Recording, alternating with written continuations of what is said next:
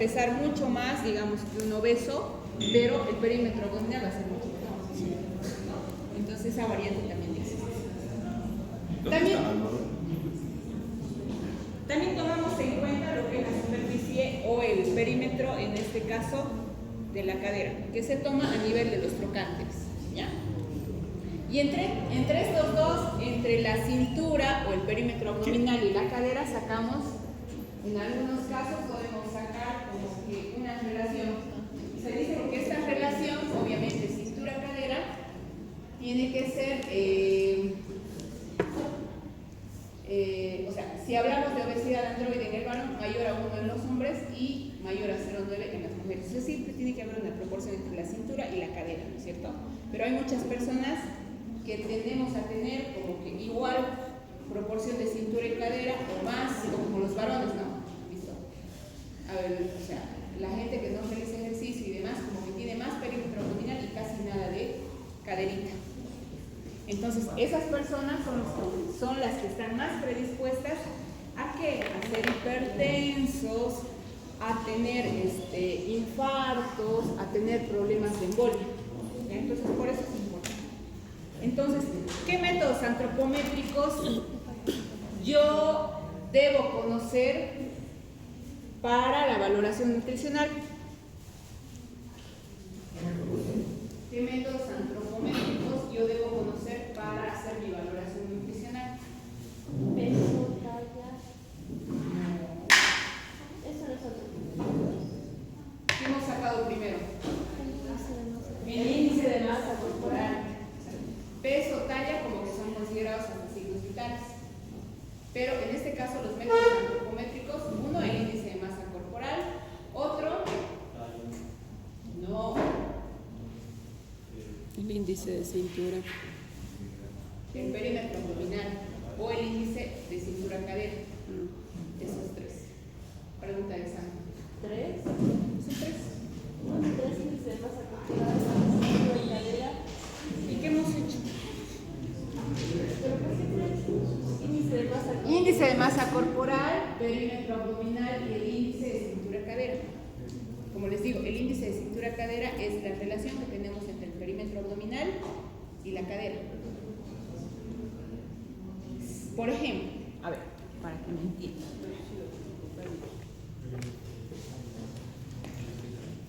A ver. ¿De quién era esto? Ya. ¿Pero cuál es su nombre? Fernanda. Entonces, Fernanda tiene cintura de 63 centímetros. Ahora ven aquí, Fernanda. ¿Qué? Ven un poquito.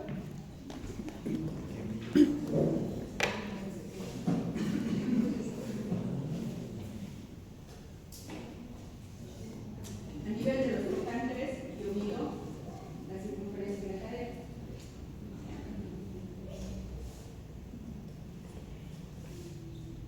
Obviamente eso tendría que ser 100,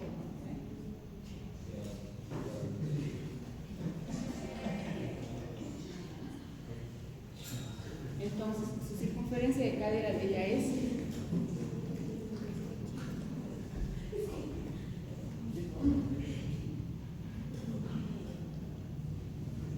63 entre 80.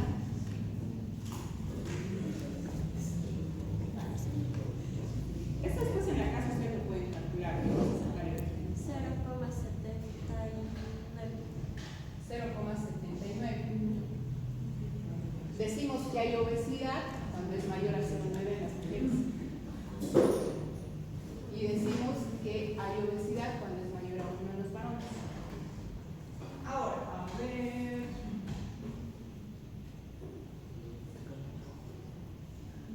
No, ¿cuál es la diferencia entre obesidad androide y ginecoide? Solamente la obesidad androide se refiere a la obesidad que tiene el varón. Y la ginecoide la de la mujer. Ya, o sea, la tendencia que tenemos. Por ejemplo, la mujer tiene como un cuerpo de pera, ¿no? Habitualmente, y el varón es triangular. A ver, Álvaro. Vamos a ver. Vos puedes.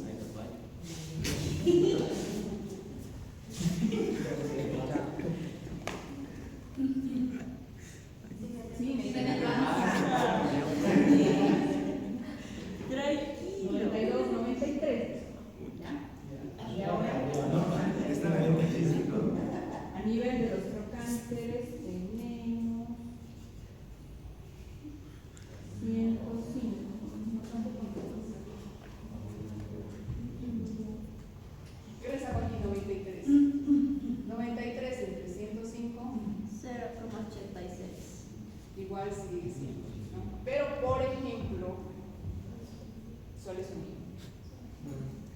Si esto sería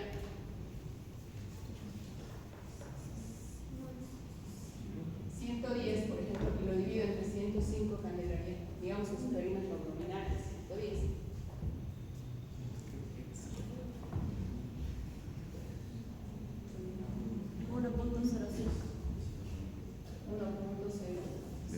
Entonces, esto ya me correspondería a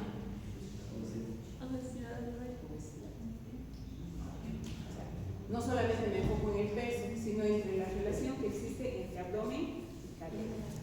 Entonces, lo ideal es tener menos abdomen que cadera, ¿no? Entonces, ¿se entiende esa relación? Entonces, ahora sí, gracias Álvaro. Ahora sí, ¿queda claro los métodos antropométricos que tengo? ¿Sí? ¿Cuáles son?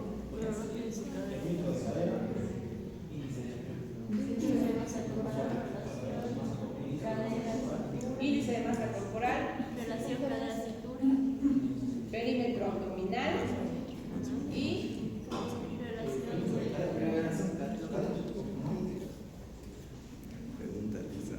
es pregunta de examen. va a haber opción múltiple, ¿no?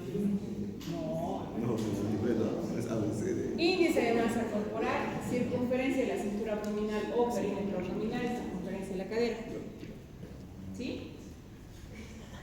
Pero en realidad, el que me interesa que conozcan, que los relacionen, ya me perdí, que los relacionen es el índice de masa corporal que cada uno ha sacado, el perímetro abdominal que cada uno ha sacado, ¿no es cierto? Por eso les he hecho sacar, para que no salga. Y la relación que existe entre la cintura y cadera. ¿Ya? ¿Está claro? ¿O hay dudas? ¿Sí? Ya, entonces, cuando la pregunten en el examen no van a decir, no nos ha dicho, no sabíamos. ¿Ah? ¿Quién habló? No. En el examen les puedo decir, mencione 3 métodos antropométricos. ¿Pero sabe 3? Mencione 3 de 3. Mencione 3 de 3. Entonces, ¿cuáles son? Índice de masa corporal, perímetro abdominal y relación cintura-cadera. Lo único que quiero que quede claro, digamos, de todo esto, es de que no nos tenemos que enfocar solamente en perder peso, ¿no? Sino en que el cuerpo de alguna manera tiene que tener una relación armónica. Porque ¿de qué sirve que perdamos peso, por ejemplo? Hay muchas personas que se conforman con perder peso y las piernas quedan así. Y ellos están contentos, pero la panza, por decir así, sigue teniendo una relación desproporcionada con las caderas. A eso me voy, ¿ya? O sea, no porque yo haya perdido 10 kilos y todo eso se me haya ido, digamos, se hayan quedado las piernas chorreadas, como dicen muchos, estoy sano. No, al contrario, más bien pierdo masa muscular, ¿ya? Y bueno, también podemos valorar el estado de nutrición a través de algunos exámenes de laboratorio. Se dice índice creatinina tal, la medición de proteínas, el balance nitrogenado. ¿Y esto por qué? Porque el músculo es en base ¿a qué? ¿En base a qué se construye el músculo? ¿A proteína? A proteínas, ¿cierto? Entonces, así como tengo obviamente aumento de peso, yo también puedo tener, tengo que valorar ahora entre el paciente que pierde peso y gana peso. ¿Cuándo me preocupa que una persona pierda peso? Cuando esta pérdida de peso es mayor del 5% del peso corporal habitual en 6 a 12 meses. Ya, ahí ya se considera patológica. ¿Por qué puede ser? Tal vez porque aquí se originaba por pérdida de masa muscular, ya sea con pérdida de masa grasa o no. Eso era lo que les decía al principio. Y la sarcopenia, que es un síndrome geriátrico caracterizado por pérdida de masa muscular. ¿No ven los abuelitos? Queda el hueso y todo esto colgando. Ese es el sarcopenia. Y eso implica que no va a haber fuerza. Perdón, sí. Pero usted estaba explicando sobre las medidas corporales que está diciendo. ¿Es para perder peso o para perder grasa corporal? Depende. ¿Cómo? O sea, Porque, perdón, creo yo, digamos, que para perder peso, normalmente todos nos guiamos con una balanza. Pero si queremos perder grasa abdominal o no sé, del pecho, cualquier parte del cuerpo que tomamos esa medida que usted está diciendo, yo para ser más específico para perder grasa. por eso, pero a lo que me voy es que nosotros valoramos a la persona si tiene riesgo de obesidad o no solamente por el peso, sino por las medidas antropométricas. O sea, solamente medir el peso y decir que en base al peso yo estoy perfecto, no va allá.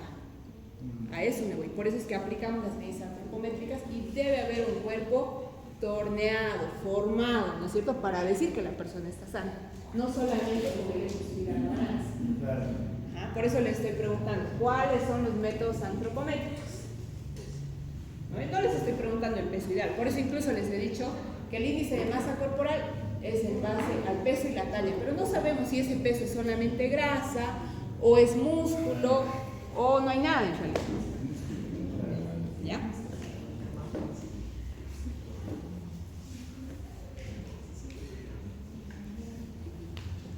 Ahora, ¿cuándo me asusto de que esa persona ha perdido, digamos, mucho peso en 6 a 12 meses? ¿Qué tengo que pensar? O sea, ¿qué tengo que ir descartando? ¿Qué enfermedades yo tengo que ir descartando? Y obviamente voy estudiando cada una de ellas. Puede haber procesos de malignidad, algún tumor por ahí, enfermedades gastrointestinales no malignas como la celiaquía, úlceras pépticas, enfermedad intestinal inflamatoria, alguna pancreatitis crónica, endocrinopatías como el hipertiroidismo, insuficiencia suprarrenal, alguna diabetes descompensada. El diabético cuando ya llega mal, después de haber ganado tanto peso, pierde peso pero sarcopenizado, ¿no? O sea, pierde primero lo que es la masa muscular. Las enfermedades infecciosas también nos consumen, ¿no? No nos dejan comer, qué sé yo, tuberculosis, las hepatitis, ¿no? Alguna parasitosis. Las enfermedades neurológicas como la demencia, el Parkinson, las personas se olvidan hasta de comer, ¿no? O sea, los abuelitos que sufren demencia senil, ¿no? O también demencias más tempranas. Se olvidan que han comido. Las enfermedades reumatológicas, artritis reumatoide, vasculitis, tal vez hasta el lupus también me puede producir, enfermedades crónicas avanzadas, las caquexias por insuficiencia cardíaca, una insuficiencia renal crónica, trastornos psiquiátricos, anorexia, hablo de anorexia, depresión, alguna manía, ¿no? O hiperactividad, consumo de algunas sustancias, como les decía el otro día. El alcohólico se olvida de comer, puede tomar alcohol pero no comer, no puede dejar de comer pero no de tomar alcohol, ¿no? Uso de cocaína, antidepresivos, tabaco, cannabis, diuréticos, que está muy de moda de utilizar, laxantes, hormonas tiroideas, cafeína, antidiabéticos, incluso usan algunas sustancias para adelgazar, ¿ya? Y el ejercicio vigoroso crónico en maratonistas, ¿no? O algunos gimnastas olímpicos también puede hacer perder peso, ¿no? Esto es lo que les decía: enfermedades malignas, gastrointestinales, las de causas psiquiátricas, abuso de algunas sustancias. ¿Y yo qué voy a ver ahora en el examen físico? Aparte, obviamente, de todo el interrogatorio que le he hecho. ¿Qué veré? Primero, corroboraré si hay esa pérdida de peso, porque puede venir una persona y decir, he perdido 10 kilos en 2 meses. Pero yo tengo que buscar signos clínicos de que esa pérdida sea real, ¿no es cierto? Entonces, voy a evaluar cambios y fluctuaciones del peso, evaluación de las alteraciones de la alimentación o presencia de pérdida intencional de peso, porque puede ser que esa persona se esté autoprovocando, como por ejemplo una enfermedad psiquiátrica, ¿no? Tal vez anorexia, ¿no? Evaluación del aspecto general, presencia de signos y síntomas de déficit de nutrientes. ¿Qué tenemos habitualmente cuando tenemos una persona desnutrida? ¿Qué vemos?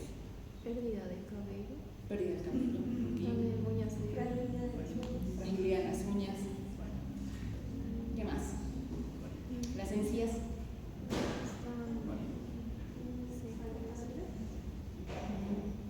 Están bien irritantes, ¿no? O sea, bien lábiles, por decirlo así. Y el esmalte dental. Desgastado la piel. Seca. ¿Qué más puedo observar?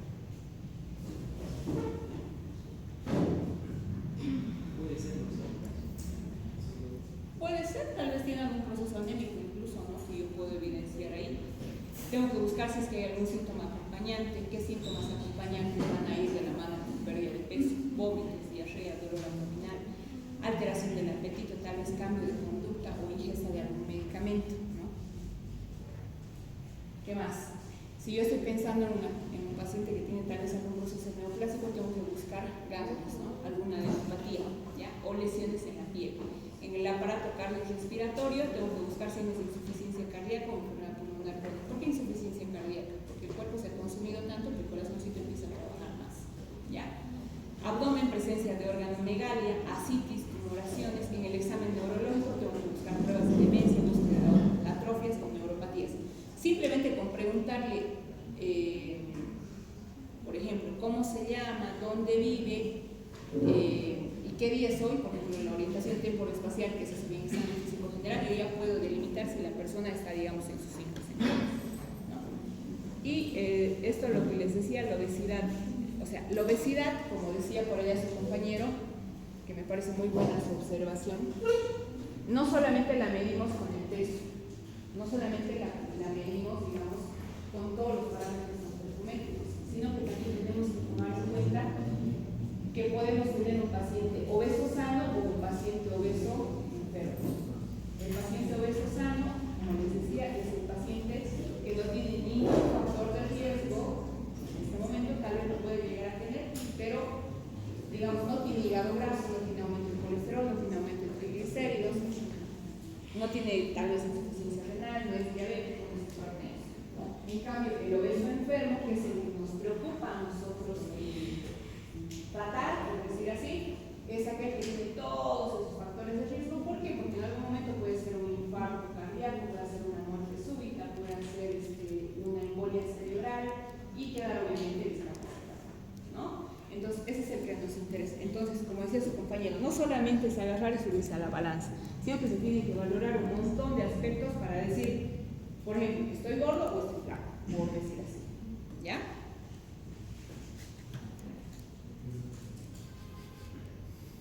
Esto no lo voy a mencionar. Ahora, al contrario, está muy de moda el tema de la obesidad. Así como perdemos peso, también podemos ganar peso, ¿no es cierto? Entonces, ¿cuándo me tiene que preocupar, como decíamos hace rato? Si ha habido antecedentes de obesidad en la infancia, siempre empiezo preguntando. Se dice que los niños que han tenido bajo peso al nacer, miren lo interesante que es esto. Aquellos niños que han tenido bajo peso al nacer y poco a poco van ganando, digamos, peso rápidamente, son los que tienen más tendencia a desarrollar obesidad. ¿Ya? O sea, que el hecho de que nazca un niño con bajo peso no te determina que su peso se va a mantener siempre así, sino que como que son los que mayor riesgo tienen en los primeros años de vida de contraer diabetes en la edad adulta. ¿Ya? O sea, influye mucho la alimentación durante los primeros años de los niños en realidad. ¿Cómo, no? El riesgo de cualquier grado de obesidad es mayor cuando esta comienza antes de los 40 años. O sea, mientras más joven yo empiece a ganar peso rápidamente, por decir así, mayor riesgo tengo a largo plazo. Porque obviamente después de determinada edad, por ejemplo, la mujer después de que tenemos hijos y todo eso, automáticamente el organismo hace un desorden hormonal terrible que es ya difícil recuperar, ¿no? El varón, no sé, el varón no se embaraza, nada, pero tal vez el sedentarismo, la carga laboral del trabajo y todo eso hace que, o sea, muchos tengan barriguita, ¿no? Entonces, la ganancia de peso de más de 5 kilos después de los 18 años en las mujeres y de los 20 años en los varones aumenta el riesgo cardiovascular y desarrollo de diabetes tipo 2. ¿Ya? En las mujeres, ¿cuándo comienza el sobrepeso y la obesidad? En la adolescencia. ¿Por qué? Por los cambios hormonales. En la menopausia y obviamente después de los embarazos. ¿Ya? Y es determinante también, si los padres son obesos, por decir así, tengo yo más riesgo a tener obesidad, ¿no? Si aplico el índice de masa corporal, ¿a partir de cuánto es obeso? Si aplico el índice de masa corporal. De 25 a 30 es sobrepeso. Por encima de 30, ¿no es cierto? Obesidad grado 1 de 30 a 34.9, obesidad grado 2 de 35 a 39.9 y obesidad mórbida a partir de 40, ¿no? ¿Cuánto dijo la obesidad grado 2? Desde 35 a 39.9. No, sí, porque la 3 y es la mórbida. Sí. Entonces, evalúo peso talla, ¿por qué? Porque a raíz de eso yo puedo sacar el IMC y el IMC me va a determinar si es un paciente con bajo peso o tal vez algún grado de desnutrición, con peso normal o sobrepeso o en último caso obeso, ¿no? Tengo que medir la circunferencia de la cintura y establecer el tipo de obesidad y tengo que realizar un examen físico completo en busca de comorbilidades asociadas a la obesidad. ¿Han visto esos acrocodones que a veces hay gente que presenta? Acrocodones o la pigmentación que tienen en el cuello algunas personas. Nunca se han preguntado por qué, no es porque no se bañan. O sea, ya es un signo clínico que me lleva a pensar que ese paciente puede desarrollar obesidad. Tal vez esté en una etapa de insulinoresistencia, prediabética, ¿no? Y hay algunos que ya se pigmenta tanto que se forman los acrocodones y son las verruguitas en el cuello. No sé si han visto. ¿Ya? No, por eso es que hay que preguntar, hay que interrogar, ¿cierto? La señal lo dejo para el día. ¿Tienen alguna duda, alguna pregunta, alguna observación? ¿O alguna queja?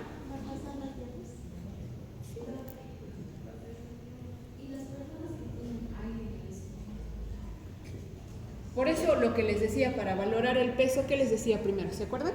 ¿Cómo se tiene que valorar el peso? ¿O cómo se tiene que pesar al paciente para tener un peso real? ¿Quién se acuerda? Al principio les dije. Sin ropa, ¿qué más? ¿Perdón? Descalzo. Obvio que sin ropa tiene que estar pelado. ¿Qué más les dije?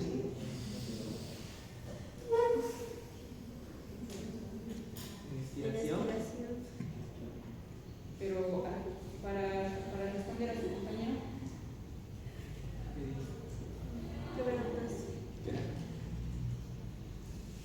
Él dice cómo hacemos en una persona que tiene retención de aire.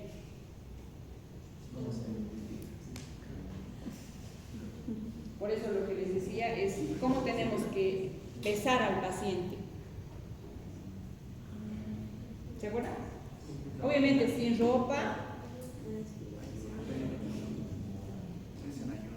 en ayunas, muy bien, y falta algo más que les he dicho.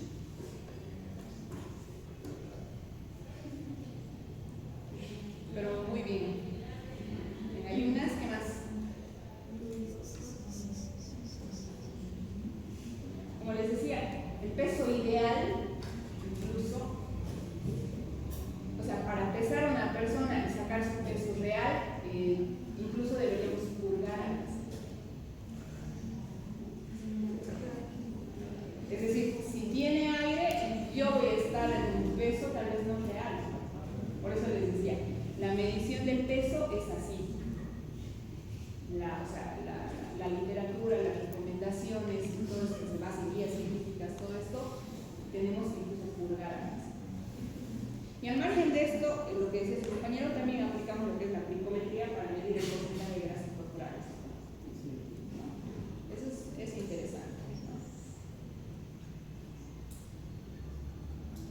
Bueno, ya muy lista. ¿Ninguna pregunta más?